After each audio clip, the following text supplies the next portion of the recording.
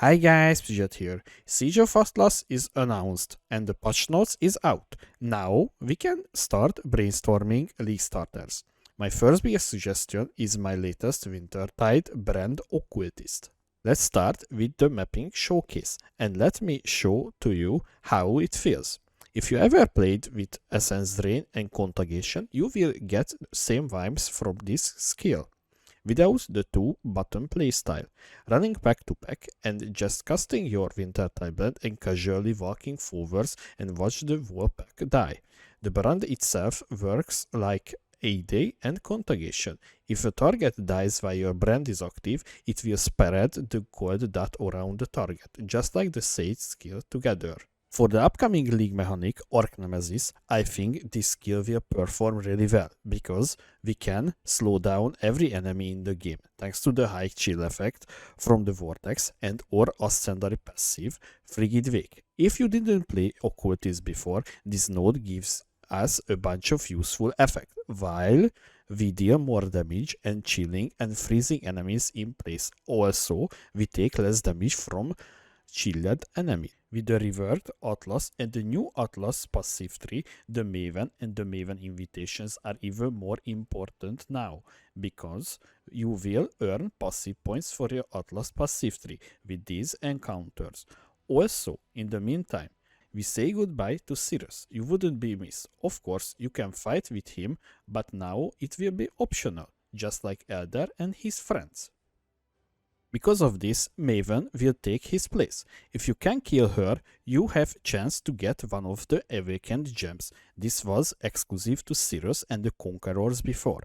That's why I was saying it's now more important the Maven fights and the Maven invitations. And to get to the point, this build is very good in 10-wave fights, because we deal our damage all the time. The more bosses near each other is not a problem for us, but we can easily take them down one by one if we want to.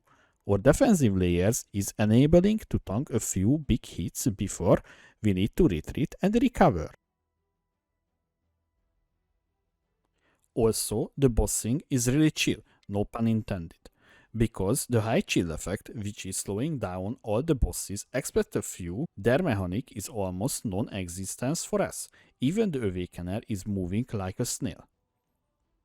Our single target damage is not the greatest is you ever seen, but we can take down the endgame slowly but surely.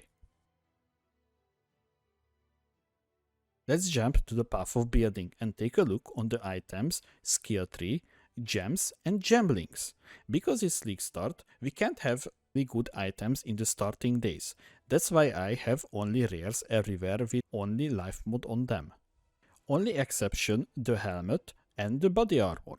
The helmet will be cheap according to POE Ninja. This item was 1 or 2 Chaos Orb on Scourge League start. The body armor need a batch crafted mod from the Betray mechanic. The mod we looking for maximum life as extra maximum energy shield, and it's coming from unveiling body armors from Gravicius. Also, the valid mod needs to be a prefix. Only these two things needed. The rest of the items is whatever you find or you can buy. Once you need to looking for +1 to level of all core spell skill gems and a little bit of cast speed. Also, if you can look for core damage over time multiplier or anointment in our amulet is Stormweaver. This is not the best anointment for us, but it's best for the price. You need a sepia, a crimson and a black oil. We have 3 Javel slot on the tree. You can put in real Javels with maximum life and damage over time multiplier. You can use core damage over time multiplier, but maybe the price will be higher, so look it up when you want to fill up these slots. Our flask setup is the following. Steep Night Flask with increased evasion rating during flask effect for more evasion rating. Jade Flask with increased maximum charges for even more evasion rating and even more uptime. Quicksilver Flask with move and speed during flask effect. Enduring Eternal Mana Flask for mana sustain on boss fights. And lastly, Bubbling Divine Life Flask for instant recovery. We're starting in the Witch area, taking Arcanist Dominion, After that, Heart of Soul, and immediately rushing to Acrimony for extra damage over time multiplier, taking the life wheel here, Cruel Preparation with Life Mastery, plus 50 to maximum life, rushing towards the cold damage wheel with Breath of Rime and Heart of Ice, and taking Cold Mastery. Cold exposure you inflict applies an extra minus 5% cold resistance. Taking Quick Recovery for extra maximum life, mana regen, and a little bit of life regen. Retribution, Discipline and Training for maximum life. Taking Runebinder, really important. After that, taking Runesmiths with Brand Mastery. Brands attached to a new enemy each time they activate, no more than once every 0.3 seconds. Taking Pretty of Flesh for increased maximum life. Reservation Wheel here with Reservation Mastery. Increased mana reservation efficiency of skills. Taking Divine Judgment for extra elemental damage. Jewel Socket here. Going towards Deep Wisdom. Jewel Socket here. Taking Trickery. After that, Blood Siphon for extra maximum life. Coordination for increased attack and cast speed and a little bit of dexterity. Entropy for increased damage over time effect. Elemental Focus for increased elemental damage. Grow and Decay for damage over time multiplier and a little bit of life regen. Written in Blood for maximum life and a little bit of strength. Taking Season of Ice for extra chill effect and cold damage over time multiplier. Taking Ghost Dance. After that, Arcane Sanctuary and the Reservation Wheel here with Reservation Mastery. Auras from your skills have 15% increased effect on you. Or Ascendancy is Occultist with taking Void Beacon for reduced cold resistance. After that, Frigid Wake, really important, cannot be chilled, cannot be frozen, more cold damage for us, and nearby chilled enemies deal 10% reduced damage with hits. After that, Vibration, regenerate a little bit of energy shield. Also, we cannot be stunned while we have energy shield, really good for mapping and bossing. And lastly, Malediction, you can apply an additional curse, and enemies you curse have Malediction. Enemies with Malediction deal 10% reduced damage and take 10% increased damage. So with this node and this node, we get 20% damage reduction.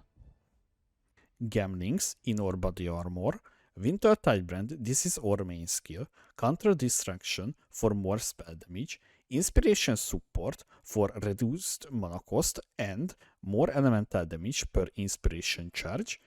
Elemental Focus, more elemental damage for us. Hypothermia, increased cold damage over time. And Efficacy for more damage over time and increased skill effect duration. In our helmet, Vortex with Bone Chill, Control Distraction, and Sweet Application. Really important to socket these gems in our helmet because socketed gems are supported by level 20 concentrated effect. So this is a pseudo 5 link for us. Auras in our boots. Frostbomb. Okay, this is not an aura, I know, but this is really important for us because this skill applies cold exposure for us, minus 50 to cold resistance. Really good for boss fights. Next one is Malevolence.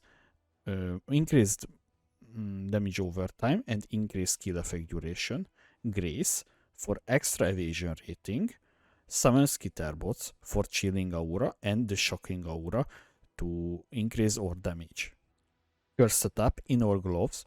Frostbite for reduce the enemy cold resistance. Elemental Weakness is the same, reduce the cold resistance.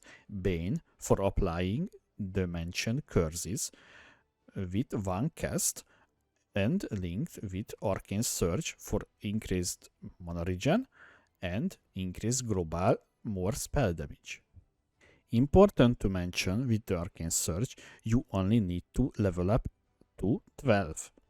And lastly, our defensive setup, Immortal Call, maximum level 4, and cast when damage taken, maximum at level 2. And lastly, our move and skill setup, Flame Dash, with faster casting, at second wind. Thanks for watching guys, and see you in the next video, and hopefully you will get a good RNG in the league start. See you later.